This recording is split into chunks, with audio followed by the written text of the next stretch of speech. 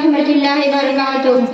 الحمدللہ رب العالمین والصلاۃ والسلام علی رسولہ الختم النبی وعلی آلہ وصحبہ اجمعین۔ اعوذ باللہ من الشیطان الرجیم، بسم اللہ الرحمن الرحیم۔ قال اللہ سبحانہ فی کتابہ الکریم کل المؤمنات ان یغضضن من ابصارهن ویقضضن فروجهن لیعبدون زینتهن الا ما ظہر منها۔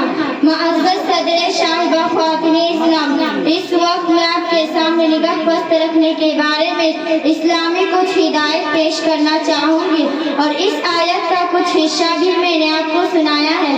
اور سب سے پہلے میں چاہوں گی کہ آپ کے سامنے اس کا اردو ترجمہ کر دوں۔ اس آیت میں اللہ رب العالمین نے اپنے نبی رحمت اللہ علیہ سے فرمایا کہ آپ مومن عورتوں سے کہہ دو کہ اپنی نگاہوں کو پست رکھے اور اپنی شرم گئی عزت و آبرو کی حفاظت کرے اور اپنی زیب و زینت کو ظاہر نہ کرے لیکن جو ظاہر ہو۔ میری پیاری ماں اور بہنوں، یہ زمانہ عریانت اور بے حیائی کا زمانہ ہے، اور تہذب کے نام پر ہم مسلم خواتین بھی عریانت اور نظر باز عام ہوتی جا رہی ہے اور اسے فیصل سمجھا جاتا ہے۔ اور بہت سے علماء کرام بھی جنہوں نے غیر مسلمہ سے دنسور کا نام دیتے ہیں، اس آیت کو دلیل بناتے بے پردگی کی تعلیم دیتے ہیں اور یہ بتاتے کہ اگر عورت منہ کھول کر بے پردہ رہنا ہے تو پھر اسے نگاہ بست رکھنے کا حکم دینے میں بھی منع ہے۔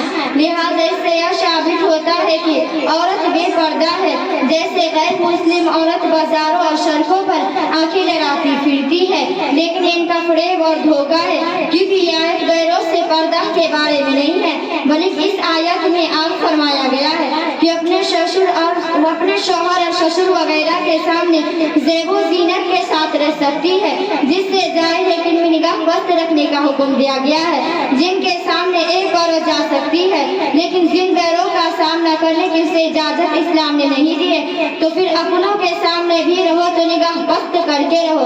اور پھر اس آیت میں یہ بھی فرمایا گیا ہے وَلَا يَخْضُرْنَ بِأَرْجُلِهِنَّ مَا يُخْفِينَ مِنْ زِينَتِهِنَّ، کہ اپنے پاؤں زمین پر پٹک کر ایسے نہ چلے کہ اندرونی زینت یعنی پسزاب وغیرہ کی آواز سنائی دے، تو پھر زیوروں سے پٹک کر چلنے سے جس سے غیروں کا اندازہ ہو جائے اس سے جائز نہیں ہے۔ اور پھر غیروں کے سامنے منہ کھول کر بے پردہ رہنے کی اجازت کیسے ہو سکتی ہے؟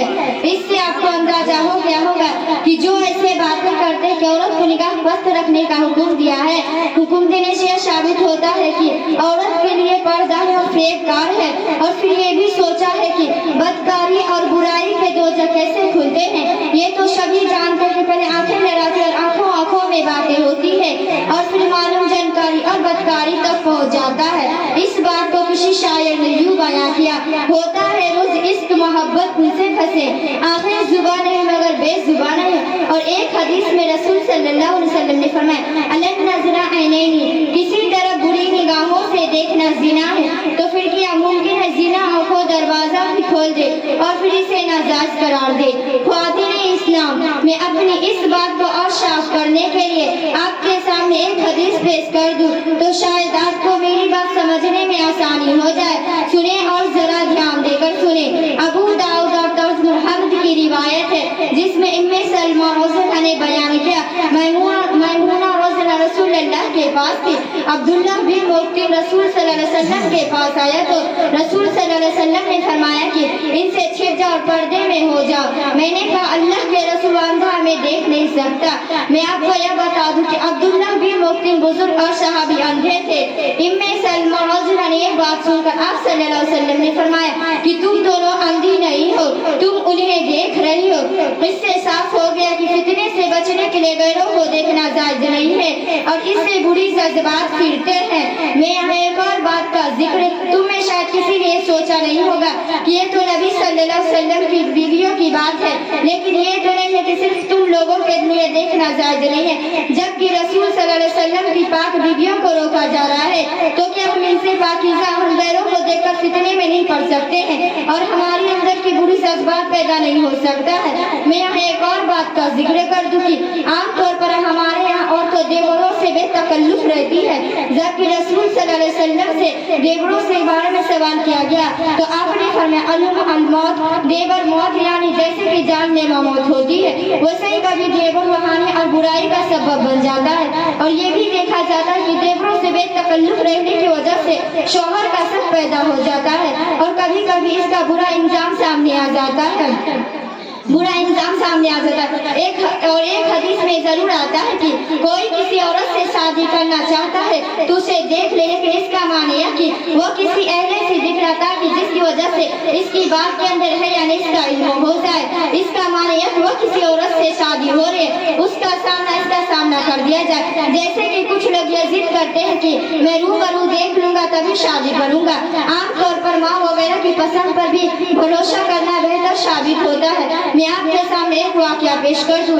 एक नौजवान बस को हो गया कि मैं लड़की को रूबरू देख लूंगा तभी शादी करूंगा।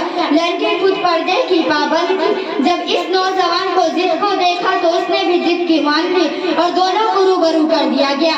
लड़की निहायत खूबसूरत थी, नौजवान उसे देखते ही पसंद कर ली और इस वक्त लड़की ये भी फैसला सुना दिया कि जिसे अपनी माँ पर भरोसा नहीं वो मुझ पर भरोसा कैसे कर सकता है। मैं इस शख्स से शादी नहीं करूंगी। मेरी अजीज माँ और बहनों, मैं ये उम्मीद करती हूँ कि आप मोमिन खातून नहीं तहज़ीब और फैशन से धोखा न खाकर इस आयत और हदीस पर जरूर अमल करें और हमारी दुनिया और इज्जत और भलाई है।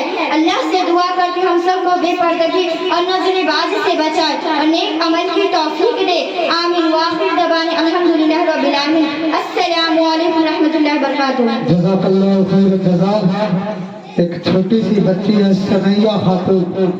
जब तक हमारे बाबा ठगेद बाबा आ रहे हैं उससे पहले सनैया खातून छोटी सी बच्ची है, जल्दी उसको चले आओ। तैयार रहेगी। बाबा के बाद फहीमा खातून और किसान भी आ चुका है और दुबई से एक नौजवान भी आ चुका है। सारे लोग आ रहे हैं। सनैया खातून चंद मिनटों के लिए, उसके बाद बाबा को भी ले आओ।